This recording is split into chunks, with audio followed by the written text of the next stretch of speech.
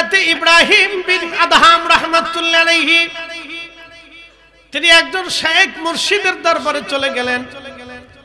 যাওয়ার পরে হুজুরকে বলেন, হুজুর আমি বাদশাহী ছেড়ে দিলাম আল্লাহ প্রাপ্তির পথে, তাসাউফ পাওয়ার জন্য, আল্লাহর মারিফত অন্বেষণ করার জন্য হুজুর আপনার সহবতে আমাকে নিয়ে নেন। আল্লাহর ওলি বললেন, ইব্রাহিম বিন আদহাম আপনি আমার সাথে থাকতে পারবেন, কিন্তু শর্ত হলো আপনি আমার তাহাজ্জুদের পানি জোগাড় করে দেবেন।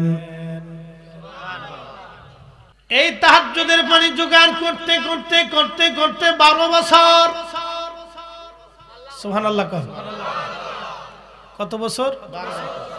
12 বছর, একটানা 12 বছর বয়স। তাহাজ্জুদের পানি জোগাড় করতে করতে 12 বছর, 12 বছরের শেষ ওনার পীর মুর্শিদ ওনাকে পরীক্ষা করার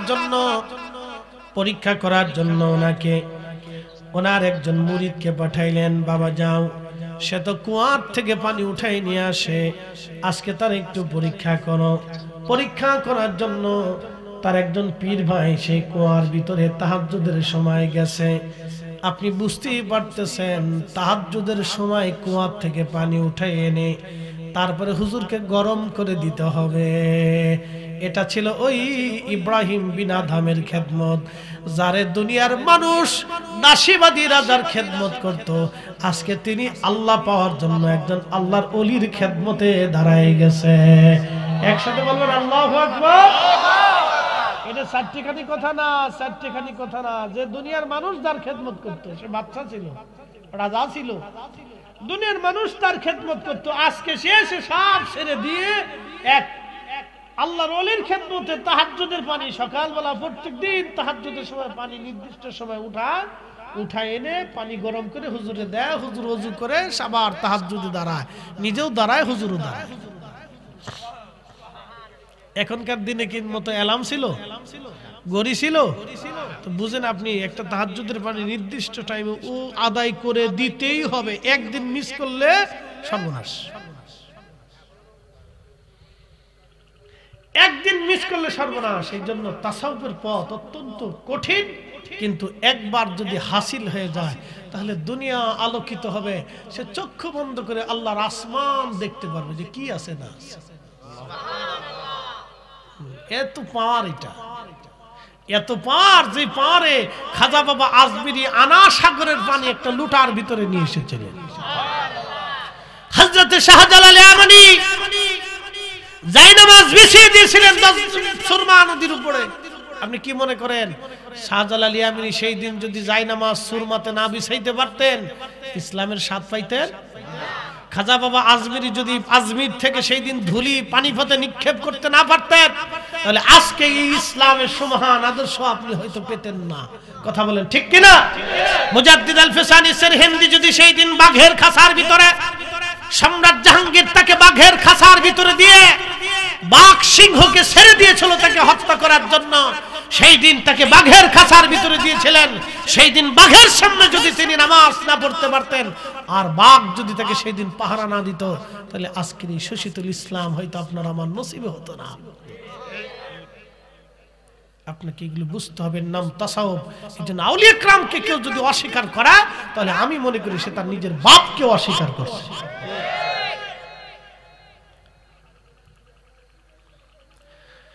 প্রিয় উপস্থিতি, কাশীপুরবাসী মনোযোগ দিবেন। হযরত ইব্রাহিম বিন আদহাম রাহমাতুল্লাহ আলাইহি একাধারে 12 বছর পানি উঠাইলেন। 12 বছর তাহাজ্জুদের পানি উঠানোর পরে ইব্রাহিম বিন আদহাম রাহমাতুল্লাহ আলাইহি তিনি এইবার ওনার পীর ভাই গেছেন ওই পানি উঠানোর জন্য। হুজুর পাঠাই দিয়েছেন, বাবা দেখো তারে পরীক্ষা করো।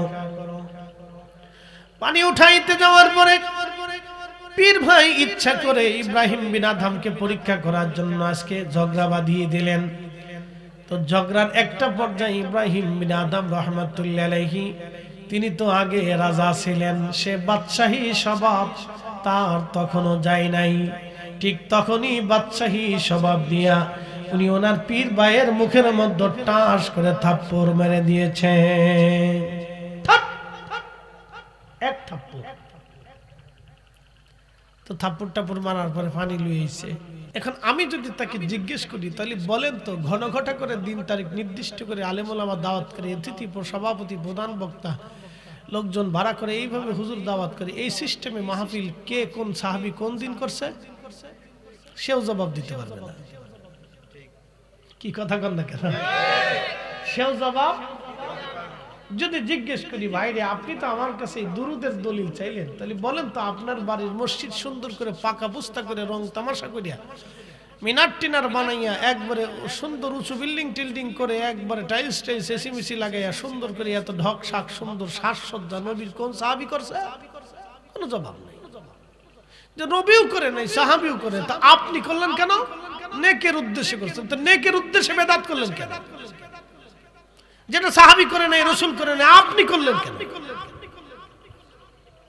জবাব দিতে পারবেন কিয়ামত পর্যন্ত কোনো জবাব নাই, কেউ পারবে না।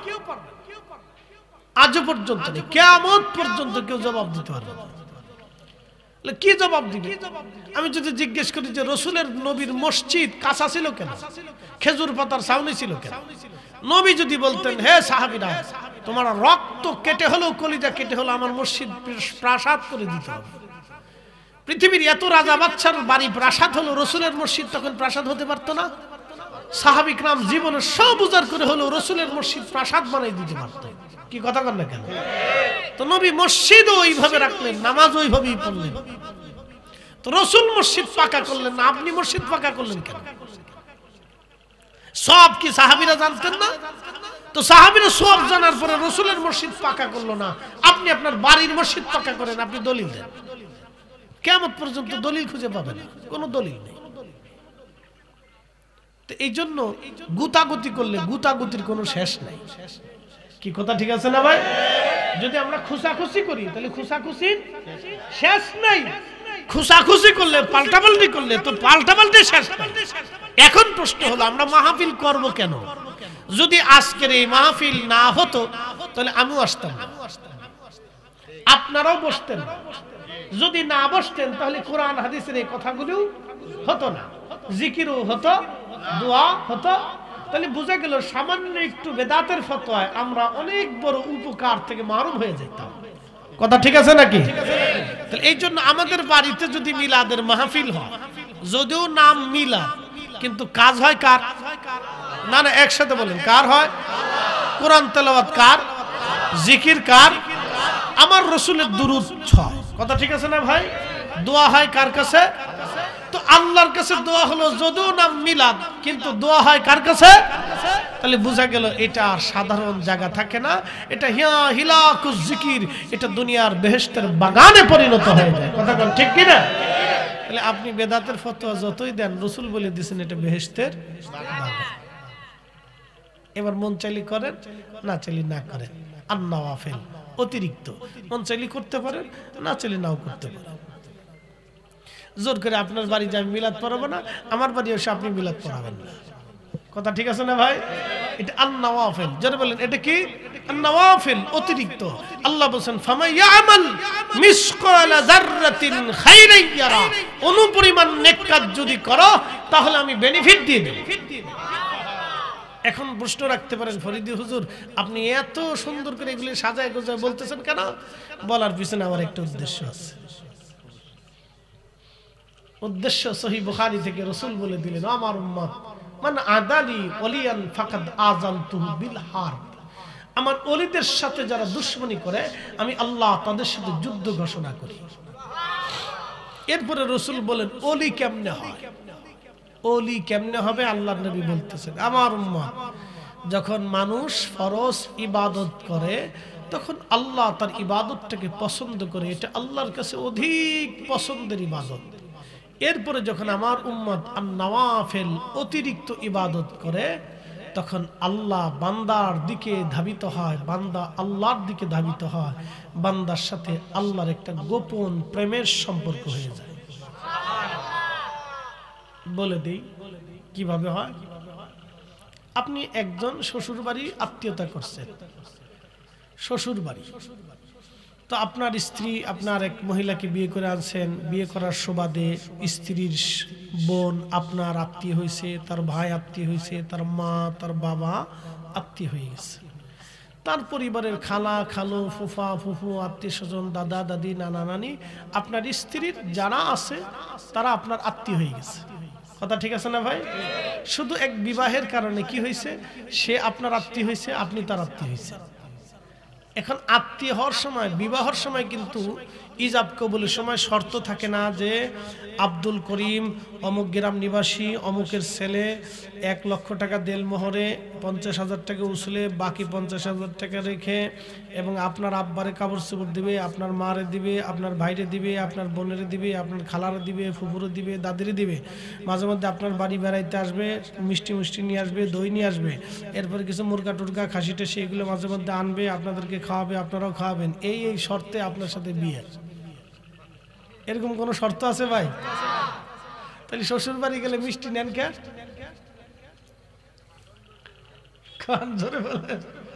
শ্বশুর বাড়ি গেলে মিষ্টি নেন কে? শ্বশুর বাড়ি গেলে মিষ্টি নেন এই জন্য যে আত্মীয় স্বজনদের সাথে মহব্বতের সম্পর্ক যাতে দৃঢ় হয়। এই মিষ্টি নেওয়াটা হলো আর নওয়াফেল, অতিরিক্ত। অতিরিক্ত বুঝাইতে পারছি আপনাদেরকে? আর নওয়াফেল অতিরিক্ত। এই মিষ্টি নিলে শালারে কাপড় দিলে আপনার এই বোনের আপনার স্ত্রীর বোনকে আপনাদের দেশে কি বলে এটা নাম বললে গালিগুলি হয়ে যাবে শেষে, আমার শেষে গালি গালাজ করে।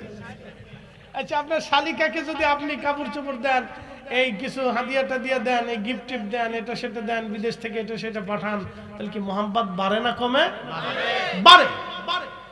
এটা নওয়াফিল না দিলেও চলতো, কিন্তু দেওয়ার কারণে মোহাম্মত বাড়ে। আপনি সারা রাত ইবাদত না করলেও চলবে, কিন্তু যখন করবেন তখন আল্লাহর সাথে মোহাম্মত বাড়ে। আপনি আজকের মাহফিলে আসা শর্ত না, না আসলেও থাকবে। অনেকে আসে নাই, তাতে কিচ্ছু হবে না, আসাটা ফরজ না, কিন্তু আসছেন, আল্লাহর সাথে মোহাম্মত বাড়ল। আপনি দুরূদ পড়তেছেন, রাসূলের সাথে মোহাম্মত বাড়ল। আপনি কোরআন পড়তেছেন, রাসূলের সাথে মোহাম্মত বাড়ল। আপনি দোয়া করতেছেন, আল্লাহর সাথে সম্পর্ক বাড়ল। যখন সম্পর্ক বাড়তে থাকে বাড়তে থাকে বাড়তে থাকে বাড়তে থাকে, তখন সম্পর্ক হতে হতে এত দৃঢ় হয়, এত মোহাম্মত হয়ে যায় আল্লাহর সাথে বান্দার, তখন বান্দার 2টা চোখ আল্লাহর চোখ হয়, বান্দার 2টা কান আল্লাহর কান হয়, বান্দার জবান আল্লাহর জবান হয়, বান্দার হাত আল্লাহর হাত হয়, বান্দার পা আল্লাহর পা হয়। তখন রাসূল বলেন ওয়া ইন সাআলানি লা উতিয়ান্নাহু, যখন বান্দা আল্লাহর কাছে কিছু চায় তখন আল্লাহ ওই বান্দার হাতকে ফিরায় না, সাথে সাথে দোয়াকে কবুল করে। আরো জোরে বলেন এরা ওলি। জোরে বলেন এরা কি? এরা কি? আমার ভাইরা বলছেন বেলায়েত নিয়ে ওয়াজ করবেন, এটার নামই বেলায়েত। গাঞ্জা খাইয়া বেলায়েত হয় না। নামাজ রোজা বাদ দিয়ে, জিকির ফিকির বাদ দিয়ে, ইবাদত বাদ দিয়ে কখনো বেলায়েত হাসিল হয়। এটাই বেলায়েত। প্রিয় উপস্থিতি, এটার নামই বেলায়েত। হযরতে আল্লাহর একজন মহান ওলি ছিলেন, তার নাম বন্ধুগণ ইব্রাহিম বিন আদহাম রাহমাতুল্লাহ আলাইহি। তিনি বলখের অনেক বড় জমিদার ছিলেন, বলখের অনেক বড় প্রভাবশালী একজন রাজা ছিলেন। তিনি চিন্তা করলেন সারা জীবন রাজত্ব করলাম, আল্লাহ পাইলাম না, তো আজকে আমাকে আল্লাহ পেতেই হবে। আল্লাহ পাওয়ার জন্য রাজত্ব ছেড়ে দিয়ে ইব্রাহিম বিন আদহাম রাহমাতুল্লাহ আলাইহি আল্লাহর রাস্তায় বের হয়ে গেলেন। তো আল্লাহর রাস্তায় বের হওয়ার জন্য তিনি একজন শায়েখ, একজন মুর্শিদের দরবারের দিকে রওনা করলেন। এখন আপনারা প্রশ্ন করতে পারেন, ফরিদি হুজুর, আল্লাহ পাওয়ার জন্য কেন পীর ও মুর্শিদের প্রয়োজন হবে? কেন আল্লাহর পথে সাধনার জন্য একজন পীর ও মুর্শিদের দরকার? কারণ কি? একজন হক্কানি পীর ও মুর্শিদের প্রয়োজনীয়তা আমি আপনাদেরকে বলি, শুনে যান। আমি যেমন কামিল এবং ফিকা শেষ করতে আমার 22 বছর চলে গেছে। এই 22 বছরে আমি একটা সার্টিফিকেটের জন্য লড়াই করলাম, ঝড় বৃষ্টি তুফান উপেক্ষা করে মাদ্রাসায় গেলাম আসলাম গেলাম আসলাম। প্রত্যেক দিন সকাল 10টা থেকে বিকেল 4টে পর্যন্ত আমরা ক্লাস করলাম। এরপরে বাড়ি এসে পড়লাম, আবার প্রাইভেট পড়লাম, পরীক্ষা দিলাম। এইভাবে বছরের পর বছর করতে করতে 22 বছর পার হয়ে গেল। 22 বছর পরে আমরা একটা দুনিয়ার সার্টিফিকেট পেলাম। এই সার্টিফিকেট পাওয়ার কারণে আপনারা আমাদের নামের আগে মাওলানা মুফতি বলেন। যদি সার্টিফিকেট না থাকতো তাহলে আপনারা মাওলানা মুফতি ডক্টর এগুলি কিছুই বলতেন না। এখন আমি যদি নামের আগে ডক্টর লাগাই হবে? আপনাকে বলছে আপনি কোথা থেকে ডক্টর ডিগ্রি করছেন, আপনার সনদ কি? তাই বললাম যে না, কোথা থেকে করে নি, এমনি লাগাইছি। তা আপনাকে তো বিরাট বড় বাটপার। তাহলে আমাকে ডক্টরেট ডিগ্রি করা লাগবে, তারপরে নামের আগে ডক্টর। আমি যতটুকু হয়েছি ততটুকু, এর বেশি লেখার আর সুযোগ নাই। খুব মনোযোগ দিবেন। তো দুনিয়ার একটা বিদ্যার জন্য যদি 22 বছর আপনাকে লড়াই করতে হয়, তাহলে আপনাকে আধ্যাত্মিক একটা বিদ্যা আছে, যে বিদ্যার নাম ইলমে মারিফাত, তাসাউফের বিদ্যা। এই বিদ্যা অর্জন করার জন্য আপনাকে একজন শায়েখ, একজন মুর্শিদের কাছে বায়াত নেওয়া লাগবে। তার কাছ থেকে আপনাকে সবকের পর সবক, একটার পর একটা সবক আদায় করে করে করে করে আপনাকে ইলমে মারিফাতের পথে অগ্রসর হওয়া লাগবে, নতুবা সম্ভব হবে না।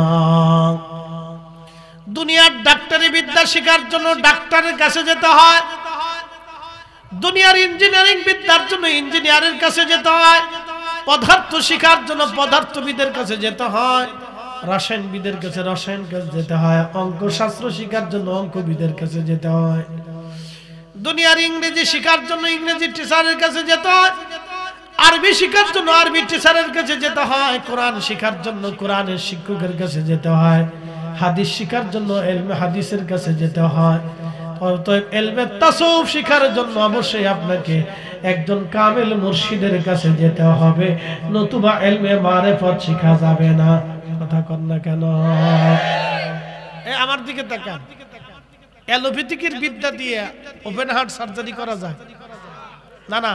হোমিও বিদ্যা দিয়ে কি ওপেন হার্ট সার্জারি করা যায়? যে হোমিও ডাক্তার, যত বড় ডাক্তার হোক, সে জীবনেও কোনোদিন ওপেন হার্ট সার্জারিতে পারবে না। আবার যে ওপেন হার্ট সার্জারি করে সে অনেক বড় ডাক্তার, সে কিন্তু হোমিওপ্যাথিক পারবে না। কিন্তু দুটোই চিকিৎসা শাস্ত্র, দুটোই চিকিৎসা শাস্ত্র। তো দুই চিকিৎসা শাস্ত্রের দুই রুলস, দুই নিয়ম। একই রোগের দুই ধরনের ওষুধ, একই রোগের দুই ধরনের ওষুধ, কিন্তু শেফা দেয় কে? না না, একসাথে বলেন, কে দেয়? একই রোগ, ধরেন আমার জ্বর হয়েছে, অ্যালোপ্যাথিকে গেলে এক ওষুধ, হোমিওতে গেলে আরেক ওষুধ, কবিরাজিতে গেলে আরেক ওষুধ। আমরা হুজুরদের কাছে আসলে পানি পড়া। কি কথা কন না কেন? আমরা হুজুরদের কাছে আসলে কি পানি পড়া। তো এখনকার তো আর পানি পড়ার ঘোড়ার ডিম, তার বরকত টরকত নাই। বলে হুজুর কেন নাই? আমরা এখন যতই পানিতে ফু দেই কাজ হয় না, কাজ হয় না। বলে কারণ কি? আগের যুগে 3 গ্রাম মিলে এক মসজিদ ছিল, মসজিদের ইমাম সাহেব হুজুরে বলে তো মুন্সি সাহেব, ঠিক আছে না? তো মুন্সি তো খুব কড়া মুন্সি ছিল। যেই বাড়ির মহিলারা বেপরদায় রাস্তায় চলতো, মুন্সি সেই বাড়ি খাবার খাইতো না। একসাথে বললেন আল্লাহু আকবার। মুন্সি তো মুন্সি, খুব কড়া মুন্সির মুন্সি, খুব মারাত্মক মুন্সি। আমরা দাওয়াত যে দেয় হেই খায়, হের বাড়ি দাওয়াত খায়, সুদখোরের বাড়িও খায়, ঘুষখোরের বাড়ি খায়, চোরের বাড়িও খায়। তো যার কারণে যতই দোয়া কালাম করে ফু দেই কাম হয় না। সোজা হিসাব করে দিলাম, একবার অরিজিনাল কথা কই দিলাম। কি কথা কন না কেন? হক কথা দিতা। আগের যুগের ওলি যারা ছিলেন তাদের ইলমুল কাল ছিল, তারা জীবন চলে গেছে, কোনো হারাম খায় নাই। কথা কন না কেন? ঠিক কি না? আমরা এখন যতই ফতোয়া দিই মিলাদ হারাম, মিলাদ হারাম। আরে মিয়া, তোমার খাবার হালাল নাকি এটা চিন্তা করো। কি কথা বল না কেন? দুয়া বেদাত, দুয়া বেদাত। তোমার জিন্দেগি ঠিক আছে কিনা এটা চিন্তা করো। তুমি দুয়া বেদাত করবে না? তোমার দোয়া বন্ধ করার জন্য দেশে পাঠাই নাই আল্লাহ। তোমার এই দেশে পাঠিয়েছিল আল্লাহ হারাম বন্ধ করার জন্য, সুদ বন্ধ করার জন্য, ঘুষ বন্ধ করার জন্য, জেনা বন্ধ করার জন্য, পতিতালয় বন্ধ করার জন্য, জুলুম বন্ধ করার জন্য, অন্যায় বন্ধ করার জন্য, খুন খারাপি বন্ধ করার জন্য, অন্যায় বিচার বন্ধ করার জন্য। তুমি হেতা পারো নাই, তুমি এসো দোয়া বন্ধ করার জন্য। তোমার দোয়া বন্ধ করার জন্য আল্লাহ দুনিয়া পাঠাইছে না। আল্লাহ যে কাজে হেরে পাঠিয়েছে এই কাজের খবর নেই, হেতে উল্টা কাজে রয়েছে। এই জন্য আমরা দোয়া করলে দোয়া কবুল হয় না।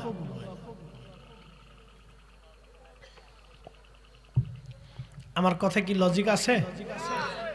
আর কি কয় যে না,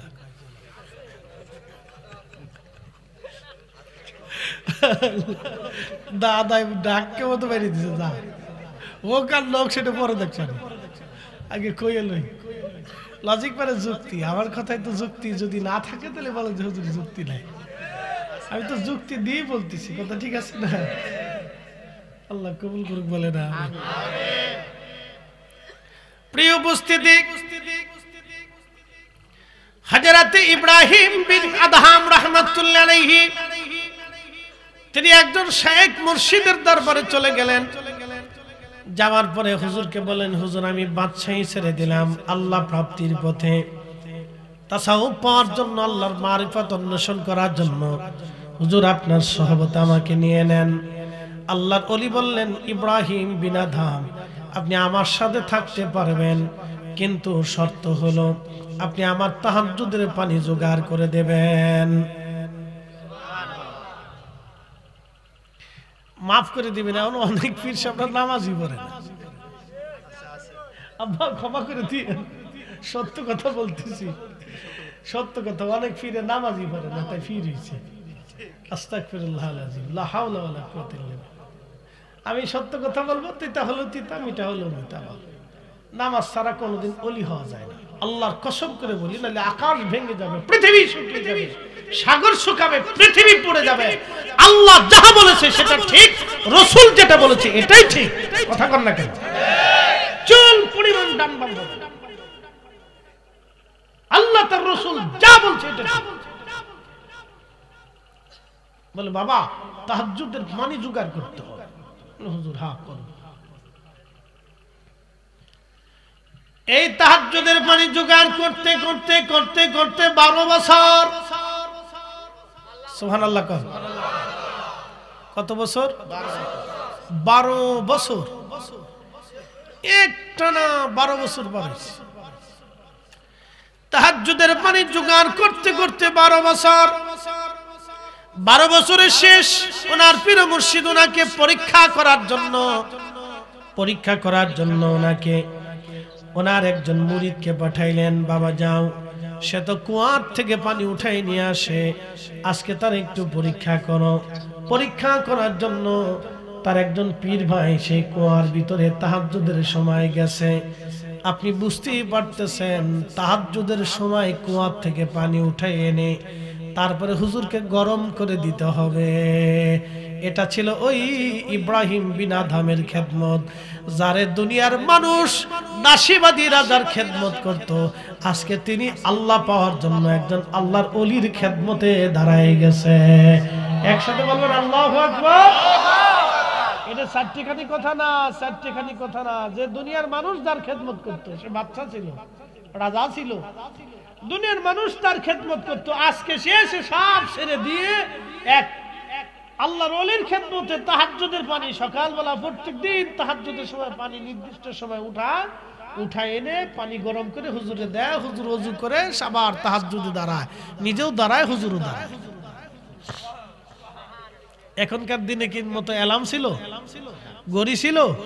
তো বুঝেন আপনি, একটা তাহাজ্জুদের পানি নির্দিষ্ট টাইমে ও আদায় করে দিতেই হবে, একদিন মিস করলে সর্বনাশ। একদিন মিস করলে সর্বনাশ। এই জন্য তাসাউফের পথ অত্যন্ত কঠিন, কিন্তু একবার যদি হাসিল হয়ে যায় তাহলে দুনিয়া আলোকিত হবে। সে চক্ষু বন্ধ করে আল্লাহর আসমান দেখতে পারবে যে কি আছে না আছে। এত পাওয়ার, এটা এত পাওয়ার যে পাওয়ারে খাজা বাবা আজমিরি আনা সাগরের পানি একটা লুটার ভিতরে নিয়ে এসেছিলেন।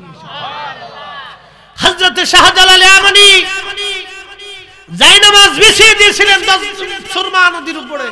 আপনি কি মনে করেন শাহজালাল ইয়ামানি সেই দিন যদি জায়নামাজ সুরমাতে না বিছাইতে পারতেন, ইসলামের স্বাদ পাইতেন? খাজা বাবা আজমিরি যদি আজমির থেকে সেই দিন ধুলি পানিপথে নিক্ষেপ করতে না পারতেন, তাহলে আজকে এই ইসলামের সুমহান আদর্শ আপনি হয়তো পেতেন না। কথা বলেন ঠিক কিনা?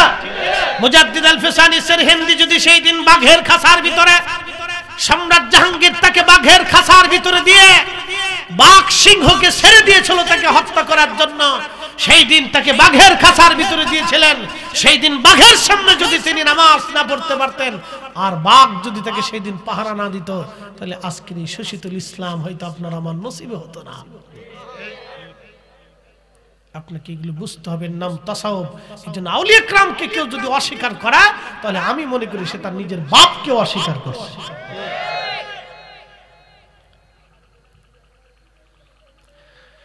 প্রিয় উপস্থিতি, কাশীপুরবাসী মনোযোগ দিবেন। হযরত ইব্রাহিম বিন আদম রাহমাতুল্লাহ আলাইহি একাধারে 12 বছর পানি উঠাইলেন।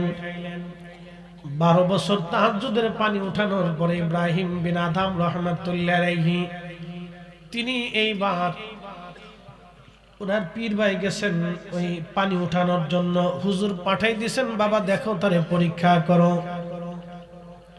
পানি উঠাইতে যাওয়ার পরে পীর ভাই ইচ্ছা করে ইব্রাহিম বিন আদমকে পরীক্ষা করার জন্য আজকে ঝগড়া বাঁধিয়ে দিলেন।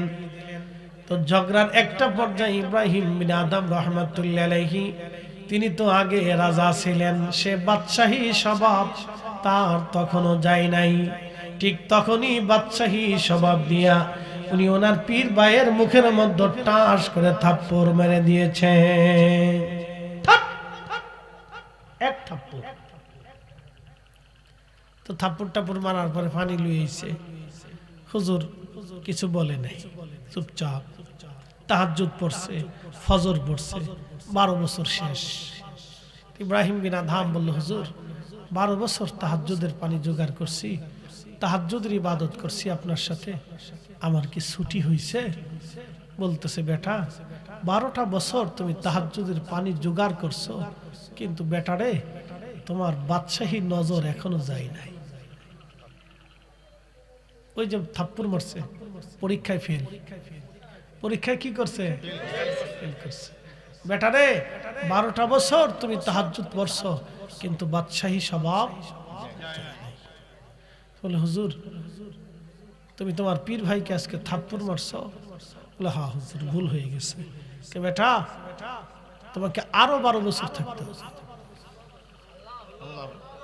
একসাথে বলবেন আল্লাহু আকবার। পারবো নি আমরা?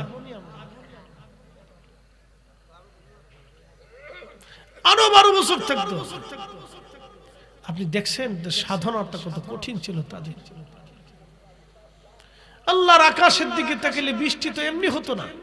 ওয়া ইনসাআলানি লা বুতিয়ান্নাহু, রব ওয়াদা করেছে আমার ওলিরা চাইতে দেরি হবে, আসমান থেকে আসতে দেরি হবে না, আমি দিতে দেরি করব না। একসাথে বলি আল্লাহু আকবার। প্রিয় উপস্থিতি, ইব্রাহিম বিন আদম রাহমাতুল্লাহ আলাইহি আরো 12 বছর তিনি সাধনা করলেন, আরো 12 বছর তাহাজ্জুদের পানি জোগাড় করলেন। আরো 12 বছর তাহাজ্জুদের পানি জোগাড় করার পরে আজকে আবার সেই পীর ভাইকে হুজুর পাঠাইছে, যাও পরীক্ষা নিয়ে আসো। এসে পীর ভাই আজকে আবার ঝগড়া বাঁধাইছে। ঝগড়া বাঁধানোর পরে পীর ভাই দেখে ইব্রাহিম বিন আদম মাথা লড়াচড়া করে না, তখন সে নিজেই ইব্রাহিম বিন আদমের মুখে থাপ্পড় মারছে। বলে, দেখি আজকে লড়াচড়া করে কিনা। একসাথে বলবেন আল্লাহু আকবার। আজকে পীর ভাই 24 বছর পরে আজকে আবার থাপ্পড় মারছে, 12 বছর পরে আবার দিছে। আজকে ইব্রাহিম বিন আদম দেনে, পীর ভাই দিছে, দেখি লড়াচড়া করে কিনা। 26 বছর পরে পীর ভাইয়ের মুখে হাতে থাপ্পড় খাওয়ার পরে ইব্রাহিম বিন আদম রাহিমাহুল্লাহ হাতটা ধরে বললেন, ভাই আমার তোমাকে কষ্ট দিয়ে ফেলছি, আমাকে মাফ করে দাও, আমার ভুল হয়ে গেছে। তুমি তোমার অন্তরে ব্যথা দেওয়ার কারণে তুমি আমারে থাপ্পড় মারছো, ভাই আমারে ক্ষমা করে দাও, আমার ভুল হয়েছে। একসাথে বলবেন আল্লাহু আকবার। তাসাউফের ক্লাস। কিসের ক্লাস? তাসাউফের ক্লাস। এটা পরীক্ষা, ফাইনাল পরীক্ষা। ইব্রাহিম বিন আদম 24 বছর পরে ফজরের নামাজ পড়ে হুজুরকে বলেন, হুজুর 24টা বছর আমি আপনার সাথে কাটাইলাম, হুজুর আমার কি বিদায় হয়েছে নি? আমার কি ছুটি হয়েছে নি? ইব্রাহিম বিন আদহামকে প্রিয় মুর্শিদ বললেন, বেটা 24 বছর পরে তোমার বাদশাহী নজর চলে গেছে বেটা। আজকে বুঝছি তোমার অহংকার আর অহমিকা তোমার অন্তরে এখন আর নাই বেটা। এবার তোমার দিল পরিষ্কার হয়েছে, এবার তুমি আল্লাহর পথে সুলুক করতে পারো, তুমি বিদায় নিতে পারো, তুমি পাস। কত বছর পরে? 24 বছর তাহাজ্জুদের পানি জোগাড় করছে, পড়ছে, পড়তে পড়তে পড়তে পড়তে পড়তে পড়তে পড়াইতে পড়াইতে পড়াইতে পড়াইতে পড়াইতে পড়াইতে পড়াইতে পড়াইতে 24 বছর পরে পাস। ইলমুল কলব, দিল সাফ হইছে, অহংকার নাই। 24 বছর পরে অহংকার মুক্ত হইছে। পৃথিবীতে এরকম কয়জন আছে আপনি দেখেন? নাই কেউ।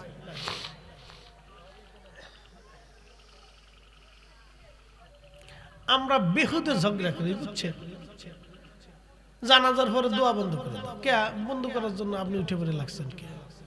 হ্যাঁ, আপনার উঠা পরে বন্ধ করার জন্য দরকারটা কি?